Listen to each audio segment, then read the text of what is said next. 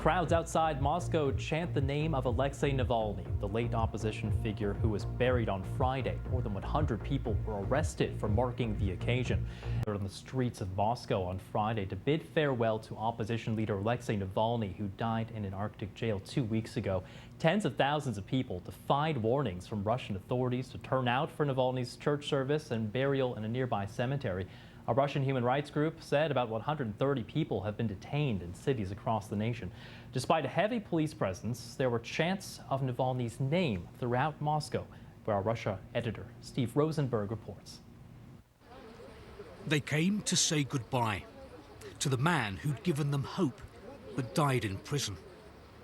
And outside the church, longer and longer, the queue of Russians wanting to pay their last respects to Alexei Navalny. He was our hope, Anna tells me. I feel like I'm burying my own son.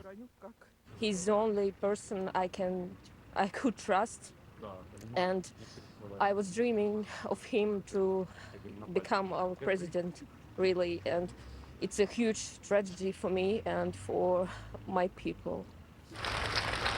The Kremlin had called Mr. Navalny an extremist, a criminal. But listen to the reaction when his coffin arrived. By now, the whole street was watching and chanting the name of Vladimir Putin's fiercest opponent.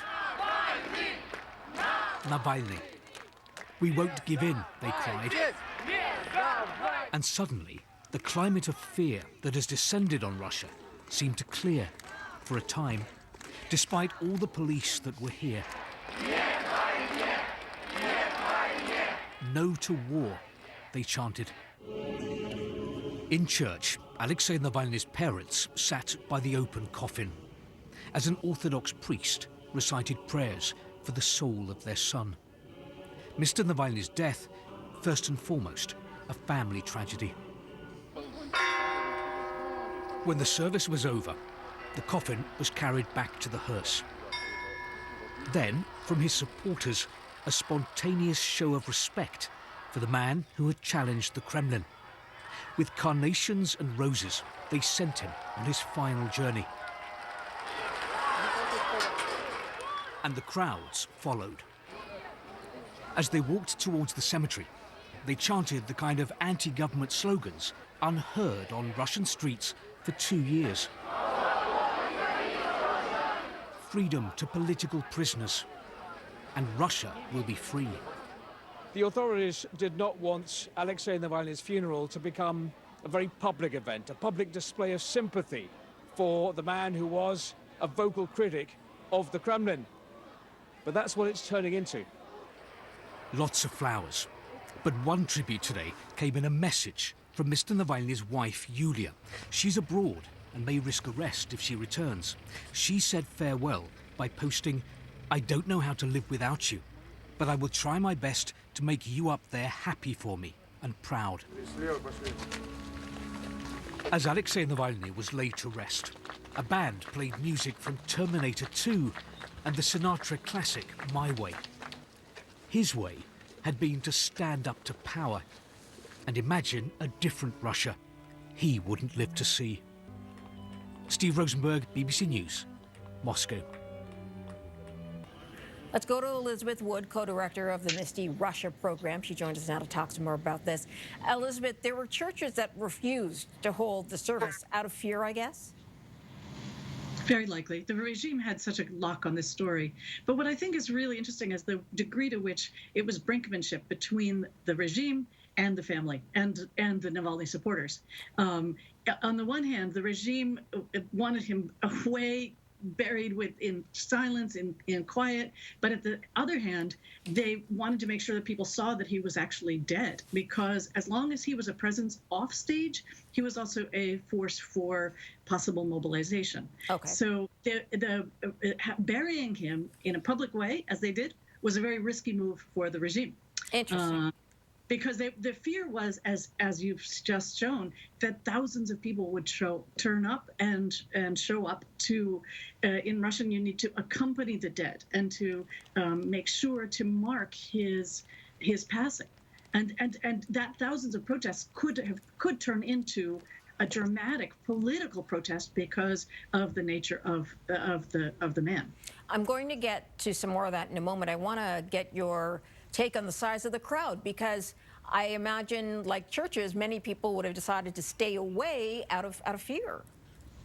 Yes, the country is so tightly controlled, but I think there's a rage that's under the surface, and I think there's an enormous grief. And I also think that there's a quality of loyalty that when someone has passed away, you show up. It's not an option. And also, it didn't an event like this doesn't require organizers. People just know to go. The word spreads what the name of the church is, and they're all there.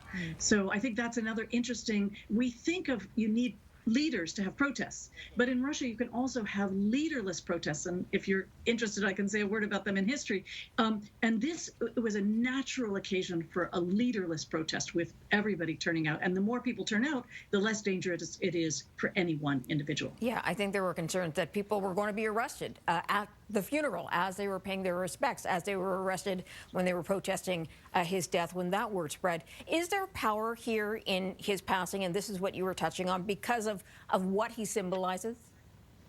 Absolutely. I mean, he symbolizes a man who was not afraid. He made a very, very big deal of every time saying, our problem is being afraid. I am not afraid, and I call on you not to be afraid.